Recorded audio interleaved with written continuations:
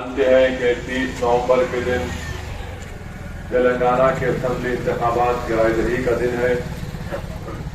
मेरी आप तमाम अहलियान महल्ला से अपील है कि आप अपने वोट का इस्तेमाल करिए और मजलिस के उम्मीदवार के हक में अपने बटन के निशान पर बटन दबाकर आप नामपल्ली से मजलिस के उम्मीदवार को कामयाब करिए।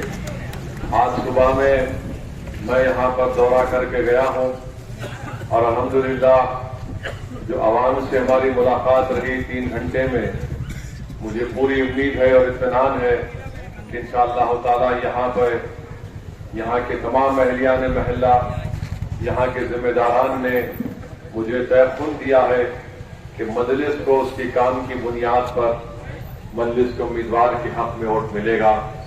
मुझे यकीन है कि जिन्होंने मुझसे कहा है वो 30 तारीख के दिन उस पर अमल भी करेंगे।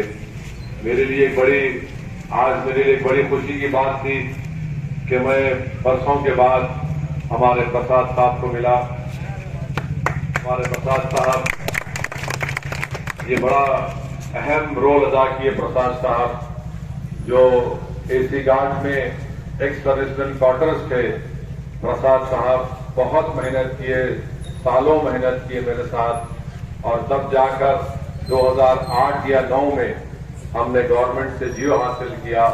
तो मुझे आज प्रसाद साहब को देखकर बड़ी खुशी हुई। मैं समझ रहा था कि प्रसाद साहब अमेरिका में हैं, मगर प्रसाद साहब आ गए। उनको देखकर मुझे इत्मीनान भी हुआ और मुझे यकीन है कि प्रसाद साहब की मौजूदगी में भी इंशाअल्लाह ताला ये इलेक्शन मजलिस इत्तेहादुल मुस्लिमीन के लिए अच्छा रहेगा। बहरहाल एसी गार्ड के क्वार्टर्स का मसला इन तमाम बुजुर्गों ने बहुत मेहनत जुस्तजू करके उसको हल करवाया। मजलिस ने भी उसमें उनके साथ मिलकर काम किया। तो मेरी आपसे गुजारिश है कि मजलिस को वोट दीजिए। अब लोग मुझसे पूछते हैं कि भाई साहब वो कांग्रेस के वादे हैं, तो अब देखिए इलेक्शन है, इलेक्शन के मौसम में गरीबों को बड़े बड़े वादे करना और फिर उसके बाद हुकूमतें या पार्टी उसको भूल जाती है। यहाँ पर मुझे एक वाकया, एक लतीफा याद आ रहा है। अकबरुद्दीन ओवैसी अपने असेंबली की तकरीर में इसको बयान किए थे। यहाँ पर राहुल बोल रहे कि हम 500 में सिलेंडर देंगे, तो मामू बोल रहे मैं 400 में देता हूँ। उन्होंने बोल रहे मैं 2500 औरतों के अकाउंट में देता हूँ, तो मामू बोल रहे मैं 5 साल में 5000 कर देता हूँ।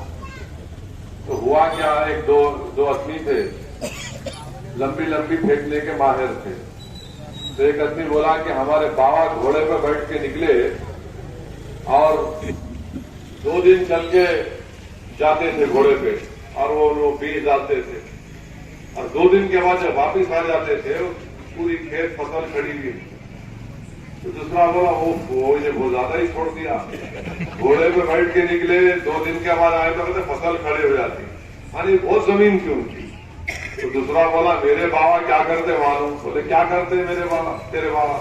तो मेरे बाबा क्या करते, हाईटेक यहाँ पर सैफाबाद कॉलेज के पास खड़े रह के घर की छत पे बम्बू उठा के हाईटेक सिटी में तारा रहता है उसको एसी गार्ड पे ला देता। तो दूसरा बोला ये बम्बू कहाँ रखते? तूने बोला तेरे बाप की जमीन है। तो ये इनका मामला है। बोलो जो बोले दे दो। अब मेरे से पूछिए आप क्या करते? बोला मैं सब चीज फ्री में कर देता हूँ।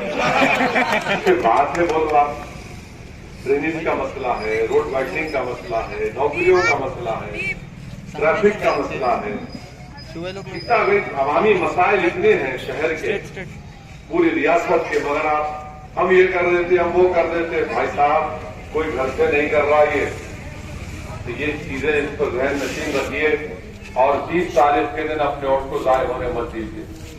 नामपल्ली में बीजेपी आरएसएस ये कोशिश कर रही है कि मजलिस के उम्मीदवार की कामयाबी को रोका जाए, मजलिस के उम्मीदवार की कामयाबी की अक्सरियत में कमी लाई जाए, इस पर काम हो रहा है।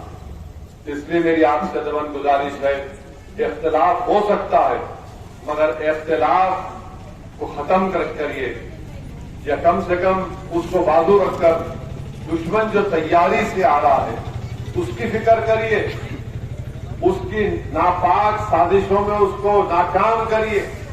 और उसको नाकाम करने का तरीका यह है कि आप मुत्तहिदा तौर पर अपना एक और मजलिस के हक में इस्तेमाल करिए। मुझे पूरा यकीन है कि हमारे दलित भाई, हमारे बैकवर्ड क्लास के भाई जितने लोग हैं वो सब मिलकर इंशाअल्लाह ताला माजिद हुसैन को नामपल्ली का अपना एमएलए बनाएंगे। बहुत बहुत शुक्रिया। अस्सलाम वालेकुम।